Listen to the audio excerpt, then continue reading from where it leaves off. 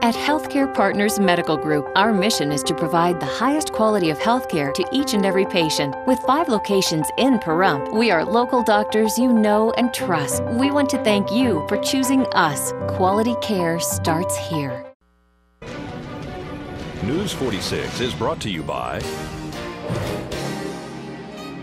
Healthcare Partners. News is also brought to you by Comfort Hospice Care, where we give our patients and their loved ones peace of mind, knowing we provide the highest quality of care 24 hours a day, 7 days a week. For more information, call 775-751-0349. News is also brought to you by Hope Cancer Care of Nevada, providing quality cancer care in a spa-like setting. We are Pahrump's only chemotherapy center. Call 1-800-881-4226. News is also brought to you by Bees Embroidery and Garment Printing, specializing in custom and personalized decoration of gifts, garments, and more. Call 775-727-9444. Tonight on News 46, fire completely destroys a home on the north side of town. Rescuers search for a reported plane crash. And what is in the Mediterranean diet? News 46 starts now. You're watching KPVM News 46 with Glenn Evers and Monique Mitchell. News 46, local coverage you can count on.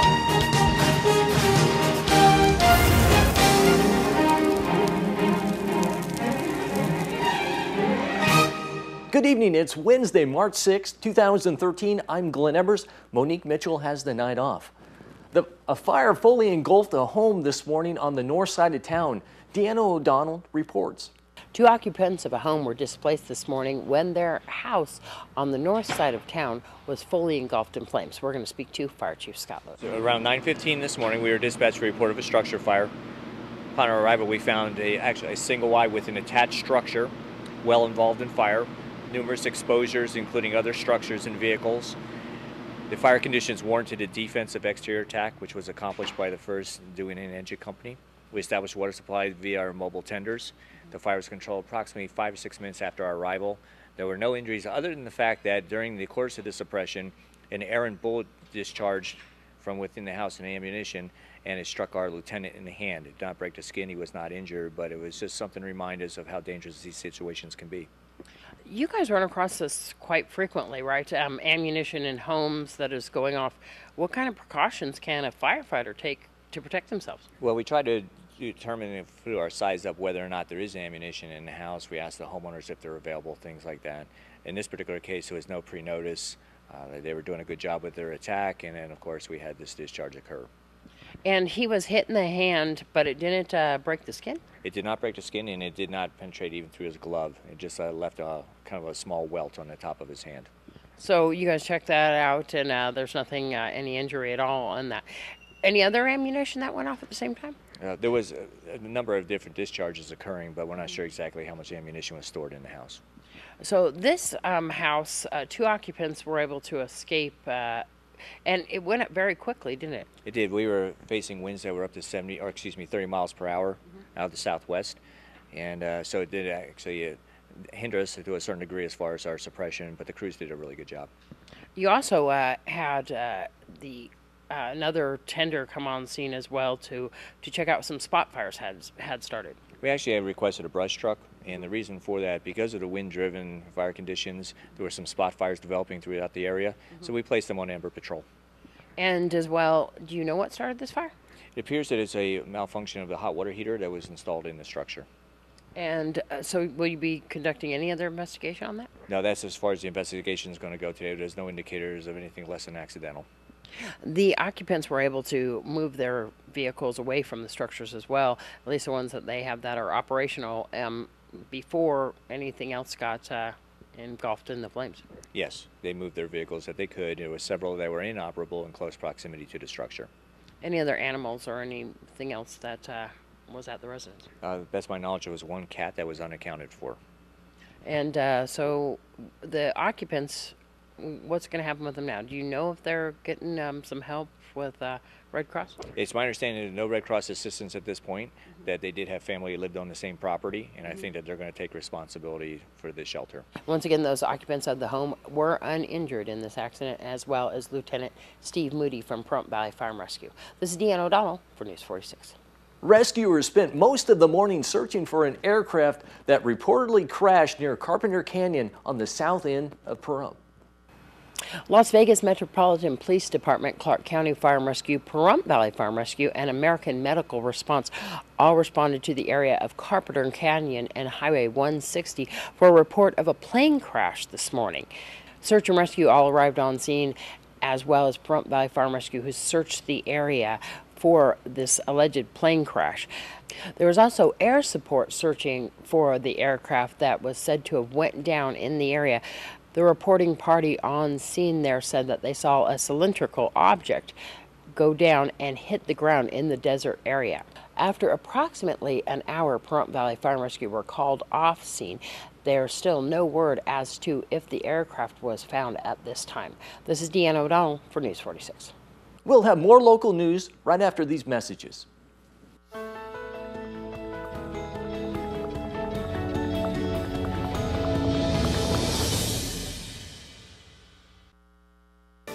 This portion of the news is brought to you by Children's Dentistry of Pahrump, specializing in sedation dentistry, now accepting adult patients. Call now for free IV sedation with dental implant, 751-2184. Welcome back to News 46.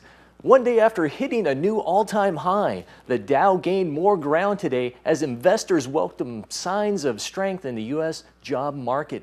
The Dow Jones Industrial Average rose 0.3% to end at a new record high of $14,296.39. Economics say the rally has been driven by improved economic data in the United States and that there is more confidence that the economy is on a firmer footing. Nye County taxable sales ended the 2012 year on another strong month in December, a 118% increase over December 2011 figures. For the fiscal year that began July 1st, taxable sales are up 1/3 over the first 6 months of the 2012 fiscal year. Nye County merchants rang up $94.6 million in taxable sales in December, up from $43 million in December of 2011. Sheriff Tony DeMeo signed a letter along with all the Nevada sheriffs supporting the Second Amendment and asking for continued background checks and training for those who would like to purchase a gun. You get trained for a car, you should have some training for a weapon. Not everybody, everybody thinks they can pull a trigger.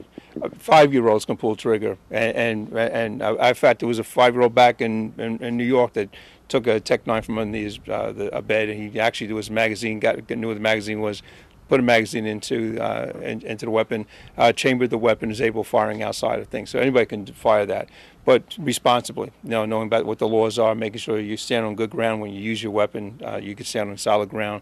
We talk about they talk about gun safety. You talk about making sure the weapon's not accessible to people that shouldn't actually have the weapon. And the background checks is a very important part of it. There's people out there that should not have weapons. They go by the back door and get these weapons, and they're totally, if they went to a representative, a legal gun seller, someone that actually had a federal firearm license, they wouldn't have these weapons. And these weapons are falling, unfortunately, into the hands of individuals that are out there committing crimes. Average Jane and John Q. Public will want to obey the laws, and we don't have a problem with that. Anybody has a CCW goes through a background check anyway. Yeah. So. Do you think that the HIPAA laws is going to be the one that is the big hurdle? Well, we believe so. I mean, it's everybody's going to try to protect medical records. And basically, the HIPAA law was in place so people wouldn't be discriminated against medical coverage. And again, basically, the HIPAA laws is one of those laws that's interpreted by so many people. There's like thousands of interpretations of HIPAA law, and no one knows what ground they're standing on, really, when you think about it. And so that's going to be up to the legislature to look at that and kind of fine-tune that and give us an idea exactly what the HIPAA law is protecting. But they shouldn't be protecting somebody who has mental illness that shouldn't have a weapon, and unfortunately have them. If you look at all the cases, in the recent cases with the shootings, these individuals had a mental health issue that was being dealt with under the care of a mental health care specialist, and they were able to carry out their acts of violence, and they actually had possessions of the weapons. So I think that, and one of the things is I can't understand is where people believe, and like when I hit a cast stones, where they believe that someone has a mental health issue, is the best thing to do in order to relieve the stress is take them out shooting.